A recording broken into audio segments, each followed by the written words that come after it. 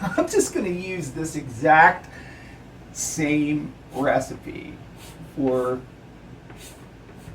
my own recipe using the exact Nestle Toll House cookie recipe on the back of the bag, the chocolate chips bag.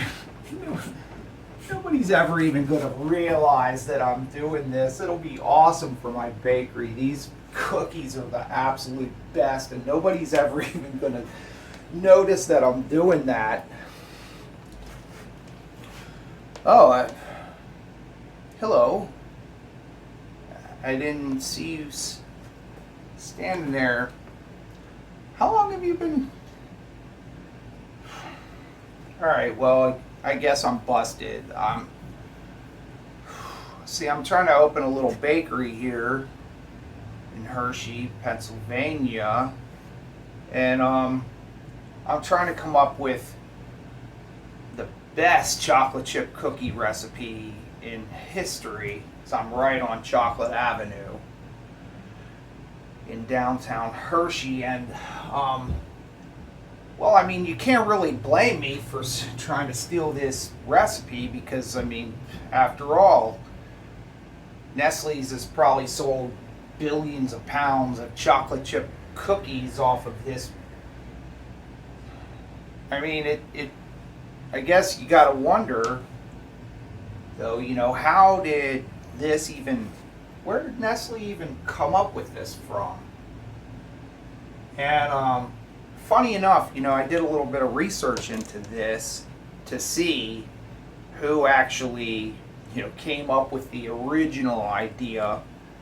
And apparently it was a lady named Ruth Wakefield and her husband, I think his name was Kenneth, and they bought the Toll House Inn.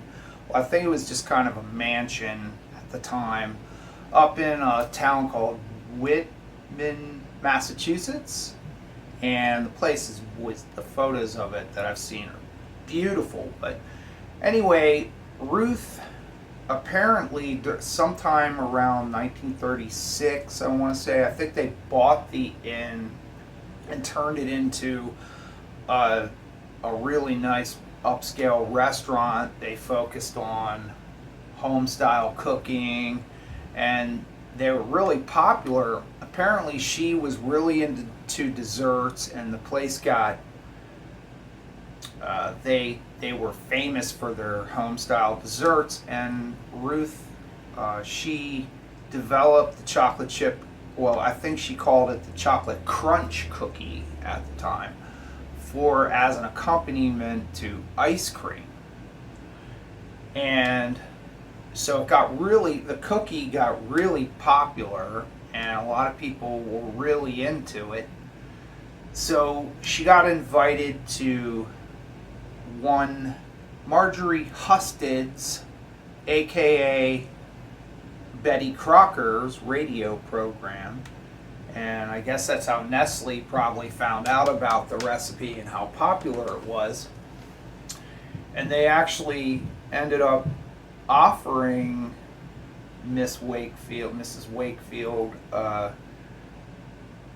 think she reportedly got a lifetime worth of chocolate and $1 for the recipe. So talk about the ultimate corporate coup. Anyway, I guess so. Now, since you guys heard what I was saying, I can't exactly use this, because I don't want to get in some kind of legal trouble or anything like that, but maybe there's some improvements that we could come up with to see how this, maybe we could improve it somehow for my bakery. I don't know, but we'll see what I can come up with.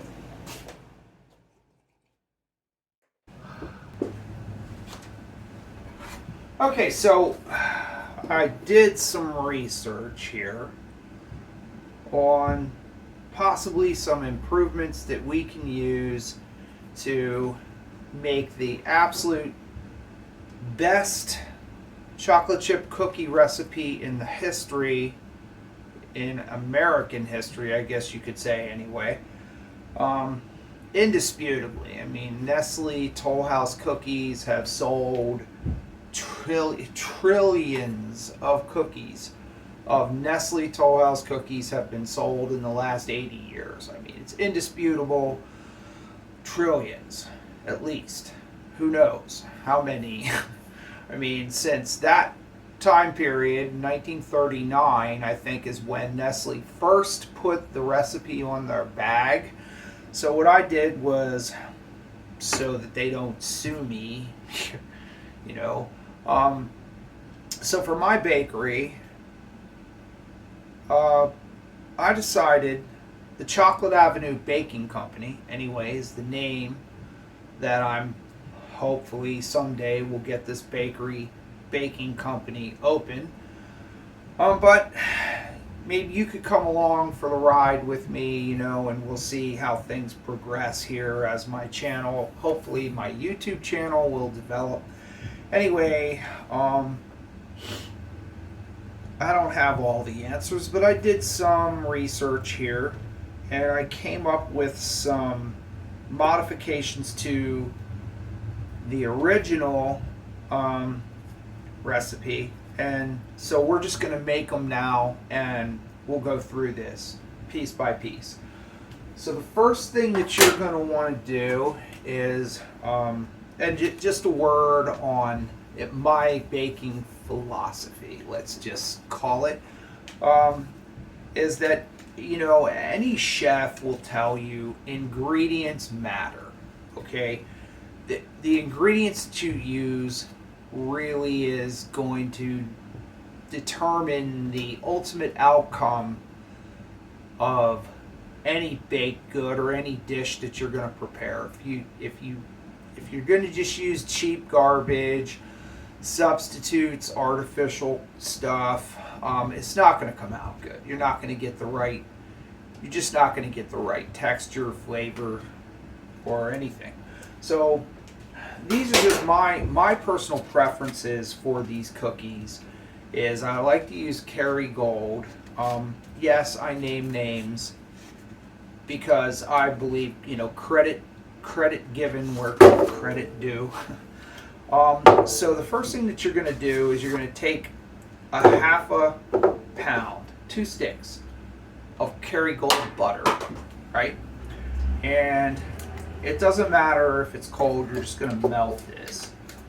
So the original Nestle Toll House or Ruth Wakefield chocolate crunch cookie, she just used softened butter, and they used, you know, creamed it with the sugar.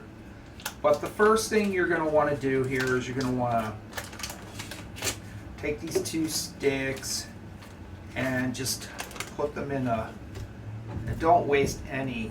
This stuff is so incredibly good that you're going to want to get it off the wrapper. All right, if you use this butter, I'm just telling you, you're going to get better results. So you're going to put that in a small saucepan. I have a little hot plate here, and you're just going to start to melt that down. And in the meantime, we can get some sugar out here, because obviously we're going to be, you know, not exactly creaming sugar and butter, but we're going to combine them first. That's your first step. All right, so what you want to do, I have the wrong size mixing bowls over here.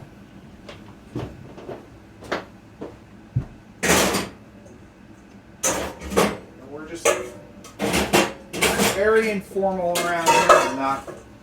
I may walk out of frame. I apologize for that. Hopefully my voice is loud enough.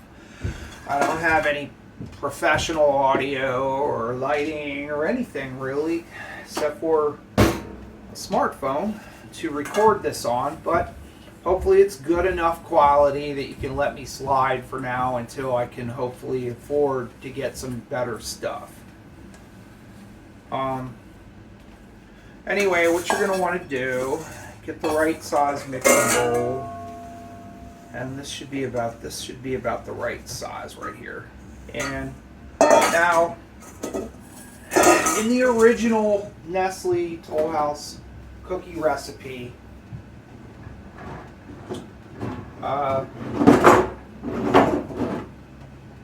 Ruth, our friend Ruth, back in the 1930s, she called for using equal parts, 3/4 of a cup of 3/4 of a cup of granulated, 3/4 of a cup of brown sugar. Okay. Now, I think that what we're going to do here is we're going to use what did I have here? Cup and a half. We're going to use a lot more brown sugar, okay, than the white sugar. And now the reason why I'm using so much brown sugar in this recipe is because way more molasses in it than your regular dark sugar. These are always good to have because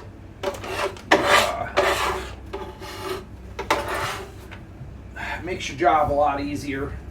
So that right there, that was a cup, a full cup and a half of the organic dark brown sugar, whatever you want to call it. Okay, it's brown sugar. All right, now to that, again, I'm using organic sugar, high quality for sure, but we're only going to use, instead of 3/4 of a cup of the granulated, I'm only using a 1/4 cup of granulated. So much more brown sugar in this formula. That's one of the improvements that I'm making, and the reason why I think that dark brown or brown sugar in general with molasses in it is going to hold a lot more. It's going to make your cookies a lot more moist and just have that chewy, delicious flavor to them. So 1/4 of a cup of granulated, and again with the organic sugar, you know, with granulated or brown sugar, it's just less processed, you know, less whatever corporations do with their products is always never good. The closer you can get to the actual original product, the better. But anyway, that's just my philosophy. You can do whatever you want with yours, but that's how I do it. Big proponent of that. Now, we have that combined. So what we're going to do is we're going to take this butter that we have melted down now, and we are going to get the paddle attachment to our stand mixer. You can obviously do this with, you know, one of those handheld things. You could do this by hand, really. You know, cookies, they don't really need, you're not going to want to overmix cookie dough, whatever it is, because the more you mix it and mess with the dough, the more it's just going to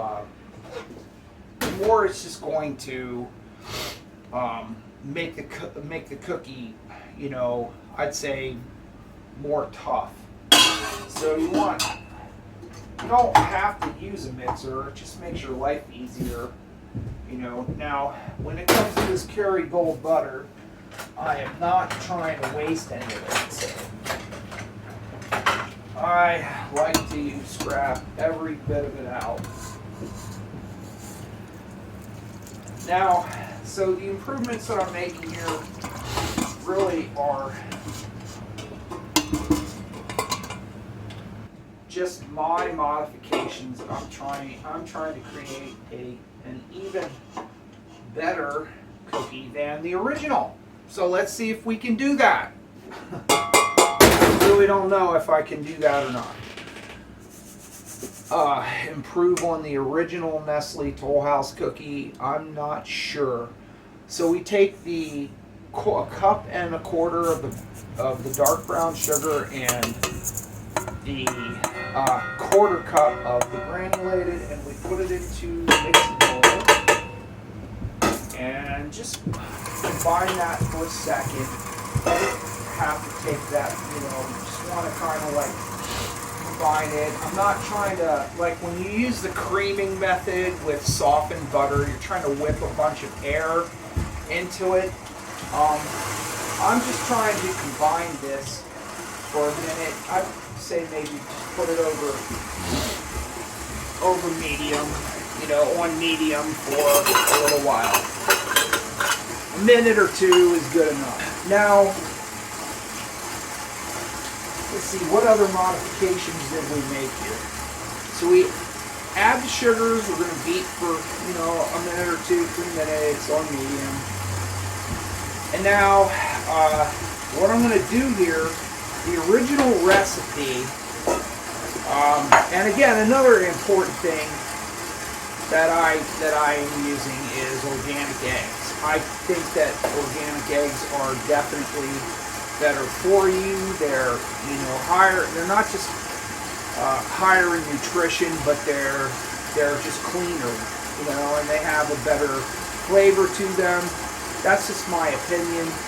It's controversial. A lot of people don't agree with that, but anyhow, I'm using organic eggs. Now, the original Nestle Toll House recipe called for 2 eggs, 2 whole eggs.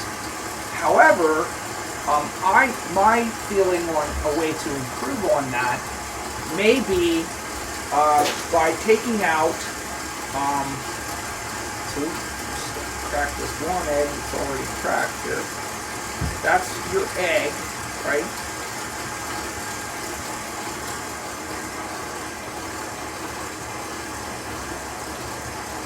Okay, so that's combined. You can turn that off. So now, what I'm going to do is I'm going to separate and use 2 yolks instead of the, there's a full egg right there. So we're going to crack the yolks, or crack the whites into this and keep the yolk.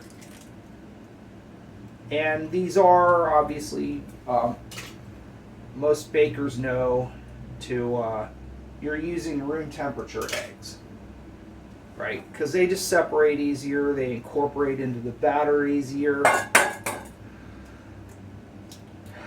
Now, if you're poor like me, you will keep the egg whites in your refrigerator and use them in your next omelet or whatever. But anyway, that's 2 yolks and 1 whole egg. Okay, so put the whites to the side here. Try to keep a clean work surface. And so now, with that, well, before that, I almost forgot.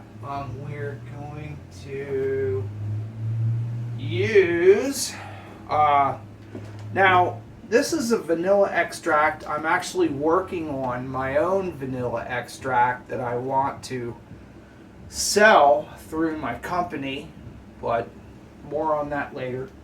Now, as I was saying, the original Nestle Toll House recipe on the bag, the 1939 Nestle Toll House bag, they had, it only used 1.5 teaspoons. Or was it a teaspoon? No, the original is actually only 1 teaspoon of vanilla. Now, to me, I'm like thinking, vanilla and chocolate together. I mean, come on now. You want that flavor. I mean, if there were ever 2 flavors that played well together, it's vanilla and chocolate. So right off the bat, one way we can improve on that original recipe is by adding, 3 times as much vanilla. Now, this is a pretty high quality vanilla extract. It's organic. You can get whatever kind you want. But I'm going to mix a full tablespoon into this cookie batter. And I feel as though that is going to definitely improve upon the, that's definitely going to improve upon the flavor as far as I'm concerned. I want to keep that dry so we can add other things. So there's your, again, one, and I'll have the recipe down in the description, obviously. But again, this is 2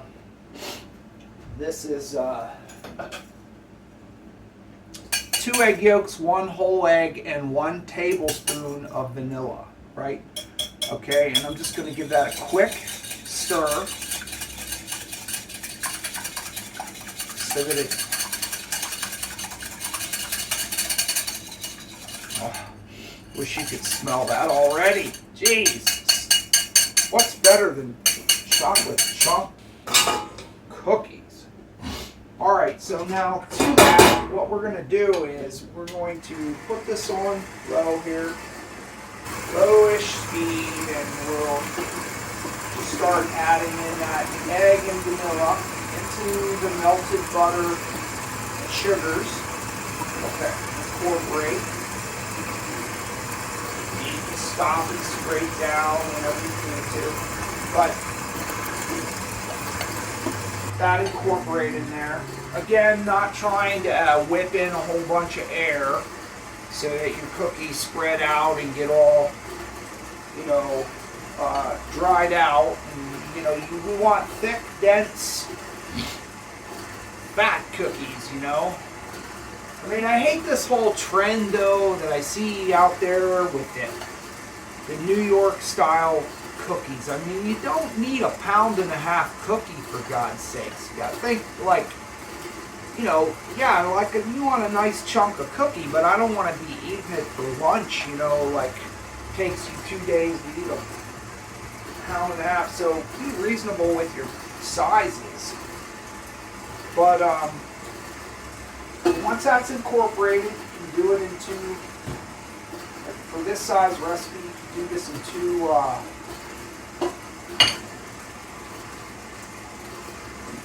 two portions there. Just kind of like making sure that the eggs and the sugar and butter all play well together. You want it combined. Just get all that out of the bowl. And then, I'm going to just turn that off and scrape this for a second.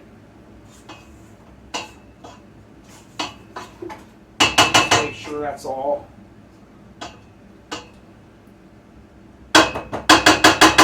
combined in there.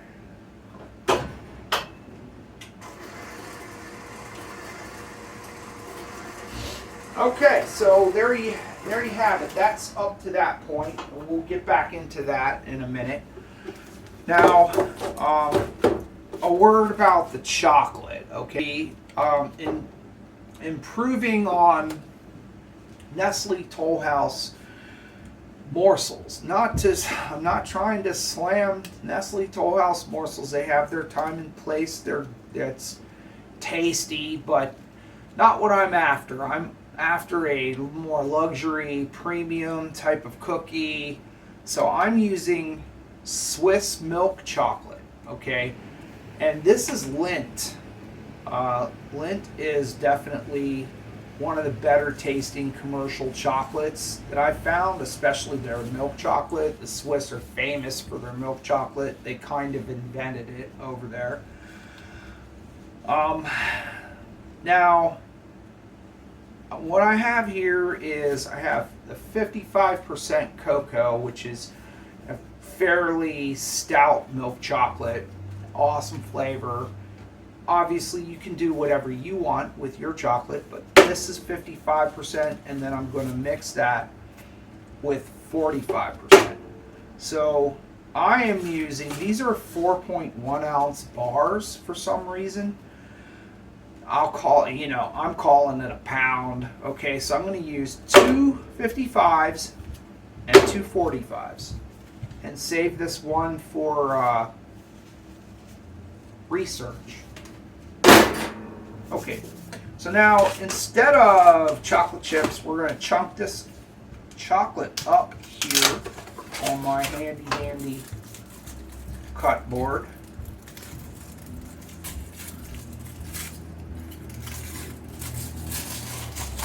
So we're going to take this chocolate, these chocolate bars, we're going to chunk them up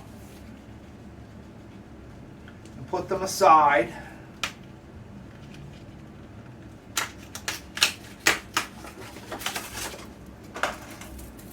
So what I'm going to do is I'm going to cut this chocolate up. So it's going to take me a couple minutes, and I'll come right back. Okay, so we're back, and if just cut your chocolate and put it to the side, because that's going to end up going in last here. So now what we're going to do is we are going to sift our dry ingredients together. Now, if I could find where I put my, oh, here we go. Now we go. Firing on all cylinders here. Okay.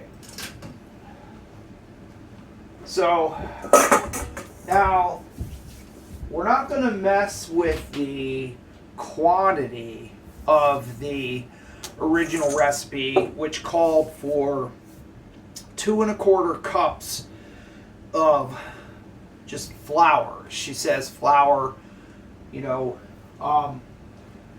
I'm using organic unbleached AP, all-purpose flour, and it's 2 1/4 cups. Now, in the original recipe, Ruth Wakefield calls for a teaspoon of baking soda dissolved in 1 teaspoon of hot water. Not really sure why exactly. I have to research more into that. I'm not really sure why she said to dissolve the baking soda in hot water. I've never seen a problem with just adding it to your flour, sifting it in. So we're just going to stick with the original here. Since it's the same amount of flour, I'm going to put 1 teaspoon of baking soda in there. And 1 teaspoon of salt. So that's the original.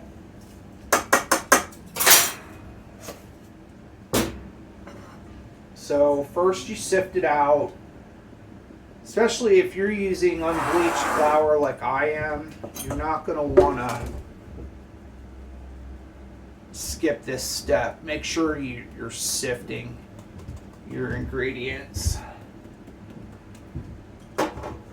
So now what you're going to do here, getting back to your wet mix here,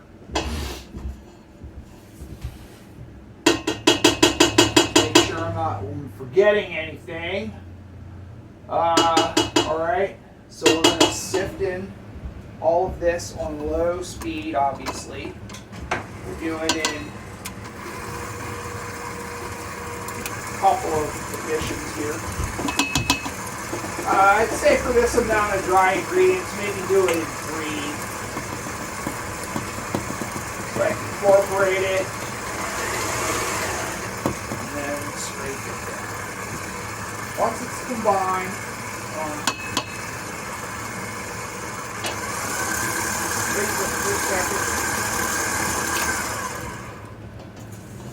get everything off the bottom.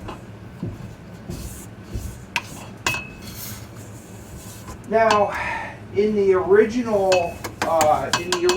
recipe, Ruth called for, I believe it was a cup of chocolate nuts.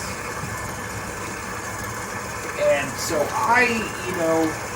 that's if you like nuts in your chocolate chip cookies, by all means, whatever nut you prefer. If actually you can use anything, just maybe consider toasting them first a little bit. For me, I think if you're getting a chocolate chip cookie, again, it's about the chocolate. Now, chocolate and nuts do play well together. So, if you like the nuts in it, then put the nuts in it. Now, to that, we're adding a 1 pound. This is a little more than a pound, but that's just the way the packaging was. It's not going to matter one way or the other. I think 1 pound is good though. So now we're just going to add all that at once. And now what we're going to do is blend the two combined.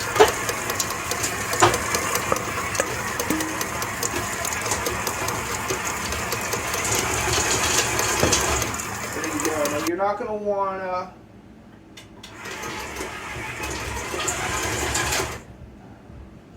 that's it. Okay, good enough. Now, here's the thing. You could theoretically, take a scoop, cookie scoop or ice cream scoop and scoop this out onto a sheet tray and call it a day, But I believe that it's just my theory that this kind of dough will definitely benefit from some fridge time. Chill this, and I think it's going to make it for a denser product. It's going to probably taste better. It's going to benefit it in a lot of ways. But here's the thing, this is a good amount. This makes a good amount of cookie batter. And, to sit there with an ice cream scoop and everything, I think is kind of going to end up being a hassle.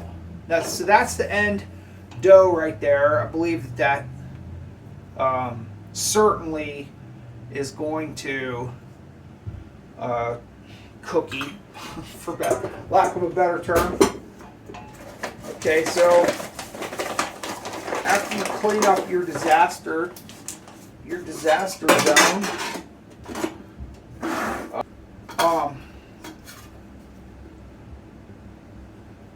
so we're just going to see what kind of size we get on this.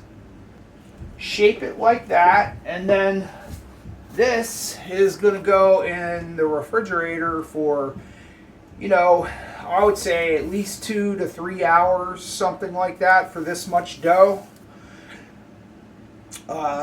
You could take it from here, I'm assuming, and probably wrap it real tight. You might want to, firm it up, cut it down, and you could freeze it probably for 3 months or whatever. But we're just going to put this in the refrigerator, and I will be back in a second.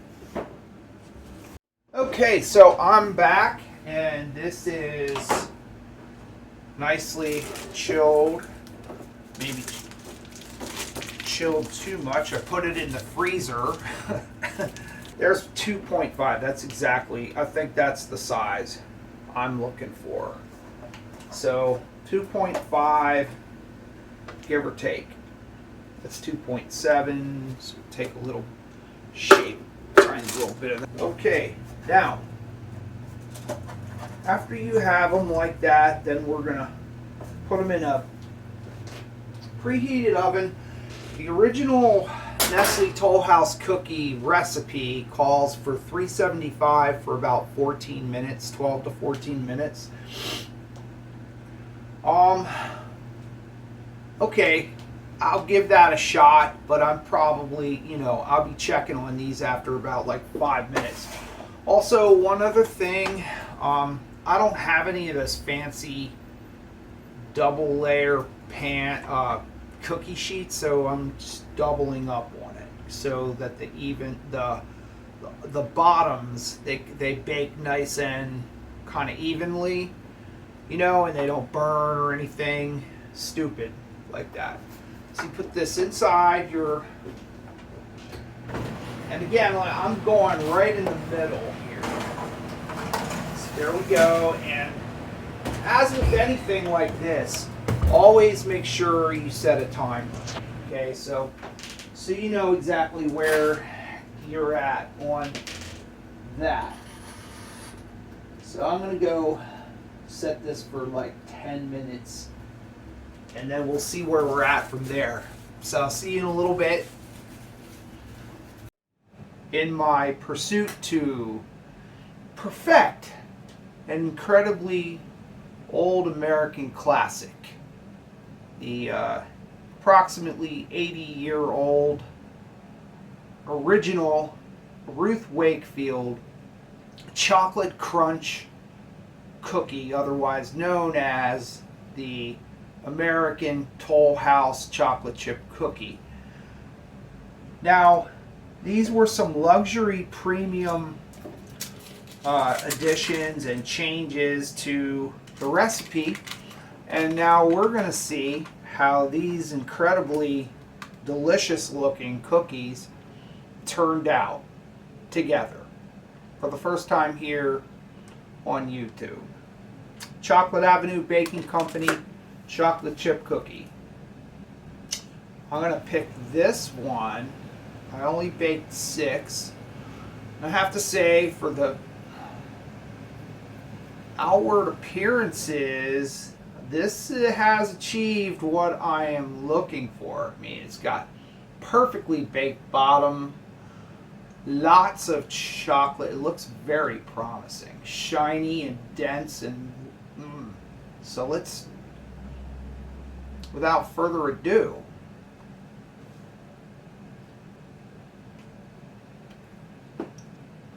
oh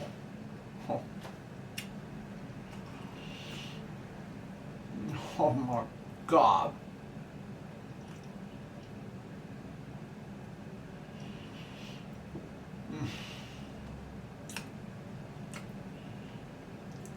What can I say?